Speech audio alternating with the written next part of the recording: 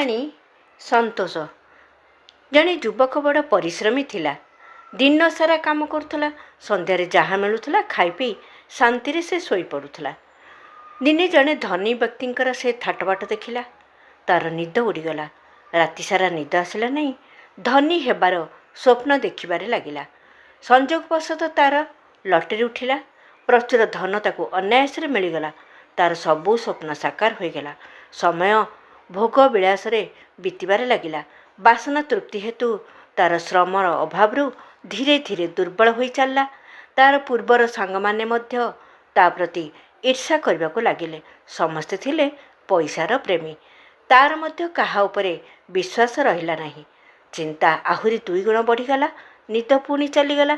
ଭାବିବାକୁ ଲାଗିଲା, ଏହା ଅପେକ୍ଷା ତ ପୂର୍ବ ଜୀବନ ମୋର ଉତ୍ତମ ଥିଲା। ଦିନେ ଜଣେ ମହାତ୍ମା ସେଠାକୁ ଆସିଲେ। ସେ ଯାଇ ତାଙ୍କୁ ସୁଖ ଶାନ୍ତିର ମାର୍ଗ କଥା ପଚାରିଲା। ମହାତ୍ମାଜୀ ଗୋଟିଏ ଶବ୍ଦ କହିଲେ, ସନ୍ତୋଷ। ଏତିକି କହି ସେ ଆଗକୁ ବଢ଼ିଗଲେ। ଯୁବକଟି ବୁଝିଗଲା ଏବଂ ସେହି ସମ୍ପତ୍ତିଗୁଡ଼ିକୁ ଅନାଥାଳୟ ଏବଂ ବିଦ୍ୟାଳୟକୁ ଦାନ କରିଦେଲା। ସ୍ୱୟଂ ଏକ ଲୋକସେବୀ ପରିଶ୍ରମଯୁକ୍ତ ଜୀବନଯାପନ କରିବାକୁ ଲାଗିଲା। ସନ୍ତୋଷ ଧନ ହିଁ ସବୁଠାରୁ ବଡ଼ ଧନ ଅଟେ।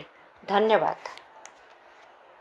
ବିଚାରକ୍ରାନ୍ତି ଦୂତ ୟୁଟ୍ୟୁବ୍ ଓଡ଼ିଆ ଚ୍ୟାନେଲକୁ ସବସ୍କ୍ରାଇବ୍ କରିବା ସହ ପରବର୍ତ୍ତୀ ଭିଡ଼ିଓ ପ୍ରାପ୍ତ କରିବା ପାଇଁ ବେଲ୍ ଆଇକନ୍ ଦବାନ୍ତୁ ଏବଂ ବିଚାରକ୍ରାନ୍ତି ଦୂତ ଓଡ଼ିଆ ଫେସବୁକ୍ ଓ ଇନଷ୍ଟାଗ୍ରାମ ସହ ଯୋଡ଼ି ହୁଅନ୍ତୁ।